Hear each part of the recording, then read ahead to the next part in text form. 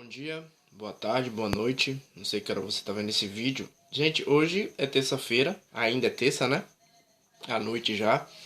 Eu tô fazendo esse vídeo agora. Hoje eu tive algumas correrias aí, alguns probleminhas aí, né? Mas tô aqui, né? Terça, dá pra gente falar alguma coisa. Eu vou falar rapidamente sobre um novo macro assunto que a gente vai entrar em sociologia, né?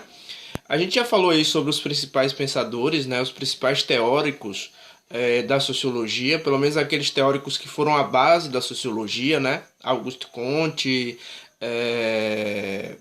falamos também dos três principais aí, né? Que é Emile Durkheim, Mark Weber e Karl Marx. Esses caras são muito cobrados em Enem, são sempre muito cobrados em Enem, né? A gente já falou sobre eles, né? Uma outra perspectiva de Enem é relacionada à cultura. A gente falou também sobre cultura, né?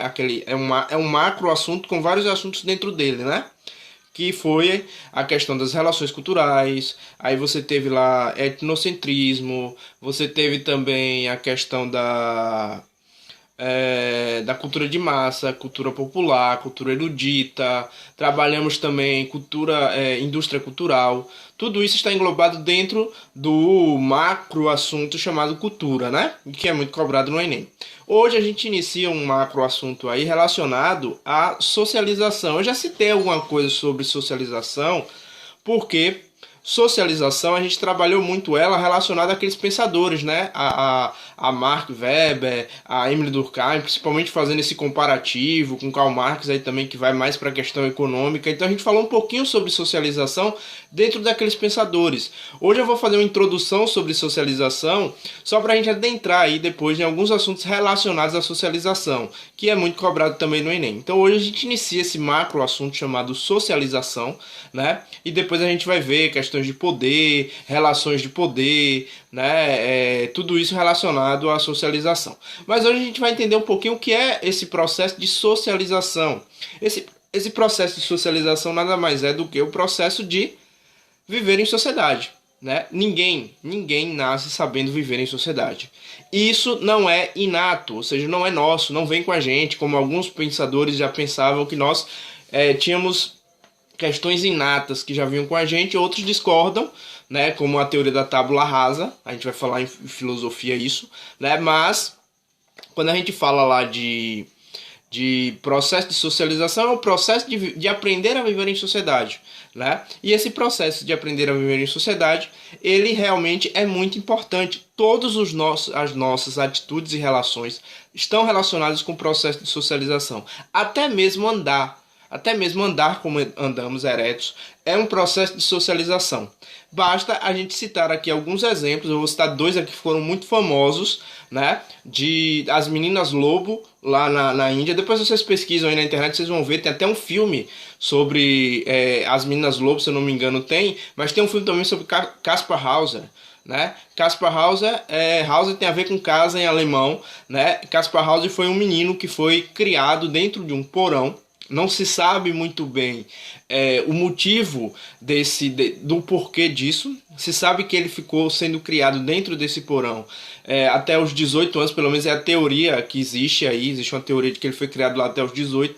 Quando ele foi encontrado na rua aí, meio perdido, não conseguia se comunicar, não sabia a linguagem, né? E ficou perceptível que ele não teve um processo de socialização. E as meninas lobas do mesmo jeito. As meninas lobas é muito mais contundente, né? Elas viveram durante algum tempo, foi na década de 20, foi notícia na Índia, né? As meninas lobo. E elas viveram por algum tempo junto com lobos, né? Com lobos lá na floresta e tal. E elas pegaram, são as Rômulo e Remo, né? Lá da Roma antiga.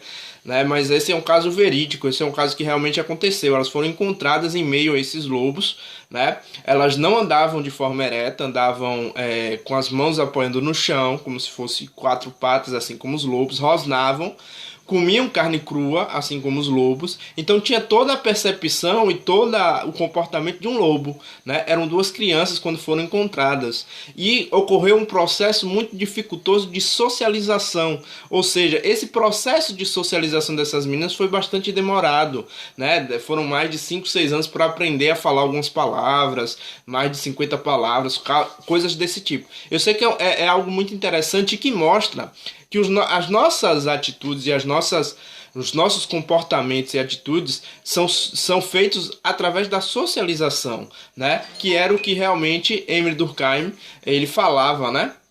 Emile Durkheim falava que a sociedade influi sobre o indivíduo, né? E já Mark Weber dizia o contrário, que o indivíduo, através das suas ações sociais, ele forma a sociedade. Então tem esse caminho inverso, mas Emile Durkheim falava que a sociedade molda o indivíduo. Então esse processo de socialização é muito importante. Então você percebe que são os estímulos que nos fazem, por exemplo, andar, né? Eu particularmente sou pai recente, né? Meu filho tem 3 anos. Então naquele processo ali de ensinar a andar, né? Tinha um estímulo, né? Tem que ter o estímulo do pai, da mãe, né? Eu colocava ele sempre em pé, né? Encostado no sofá e soltava, né? Ficava, logicamente que eu ficava por perto para ele não cair, mas ele ia soltando para ele ir dando seus passos. Então ali é um processo de socialização. Ali eu estou fazendo um processo de socialização com meu filho, né? E a referência, né? Ou seja, Kaspar Hauser, por exemplo, que foi criado dentro de um porão, ele não tinha referência alguma, nem mesmo com a claridade, né? Ele teve grandes dificuldades na visão por conta disso, né? Então, ele sequer houve uma referência tanto que a história conta, tem até um filme sobre Kaspar Hauser, né? Se vocês forem no YouTube, vocês vão poder ver que o cara, o algoz dele, que eu não sei se é padrasto, se é pai, não sei, chegou um determinado tempo, ele sempre colocava comida no porão pro menino, né? Eu não entrei muito em detalhes nessa história, porque a das Minas Lobas até li um pouquinho mais, mas eu vou até assistir esse filme aí de Kaspar Hauser, né? Que eu só ouvi falar assim por cima, né, dessa história algum tempo atrás, né? Mas não adentrei muito bem a história. Eu sei que ele foi, de certa forma, criado dentro de um porão, né? E recebia comida desse algoz, ou seja, não sei se é padrasto, pai, e chegou um determinado tempo que esse algoz, esse cara aí que prendeu esse menino aí, decidiu que ele estava dando muitos gastos, né? Então decidiu ensiná-lo pelo menos a andar, né? E quando ele botava o menino em pé, o menino desequilibrava, não tinha nem equilíbrio, né? Porque nunca foi estimulado a levantar, nunca foi estimulado a exercitar a questão de ficar em pé, né? E durante um certo tempo, existe até a história dela, a história de Kaspar Hauser é muito trágica, né? Pelo menos de uma passagem que eu li, de um resumo que eu li, né, do filme, ele deixa esse menino lá na praça com a carta na mão, alguém passa, lê a história do menino e leva esse menino para casa, um fidalgo rico leva esse menino para casa, que não sabia ler, que não tinha socialização, né? É como se fosse um recém-nascido de 18 anos. Se eu não me engano, ele tinha 18 anos quando isso aconteceu. Lá em Nuremberg, na Alemanha, se eu não me engano. E como ele era o centro das atenções dessa casa nova, né? Ele era o centro das atenções, lá com 20 e poucos anos, aprendendo a falar, já se socializando e tudo mais.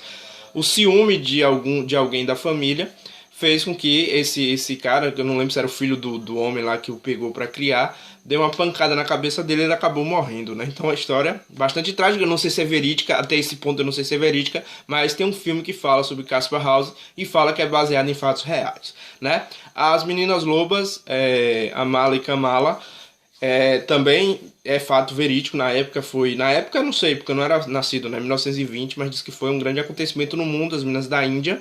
Então esses acontecimentos provam que a gente precisa de um processo de socialização, a gente precisa ter um processo de socialização. E vai ter alguns processos de socialização. O nosso primeiro processo de socialização, que a gente diz assim, que é o agente primário de socialização, o agente primário de socialização é a família. A família é o primeiro agente de socialização. É o primeiro a nos colocar e nos dá regras de convivência. Quem nos dá primeiramente as regras de convivência em sociedade é a nossa família. Por isso que eu sempre digo que a base familiar é muito importante. Aquela pessoa que não tem estrutura familiar, ela é totalmente desestruturada em todos os sentidos, porque a família é nossa base primária, né? É nosso agente social primário, é quem nos ensina as primeiras regras de convivência. Então a família é muito importante. Essa base de socialização, a primeira que a gente tem contato é a família. É a família que nos estimula a andar, é a família que nos estimula a falar, né? É a família que nos dá as primeiras regras de convivência. Então, o agente de socialização primária é a família. E ele fala de agentes de socialização secundários, né, que dão continuidade a esse processo que a família inicia.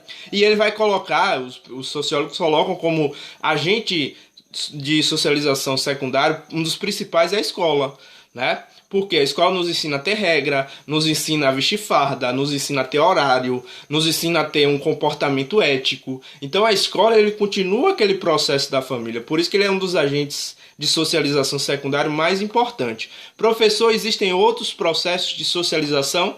Existem. A igreja também é um agente de socialização. Os próprios amigos é um agente de socialização, né? O trabalho também é um agente de socialização. Então a gente está o tempo inteiro nesse processo de aprender a viver em sociedade.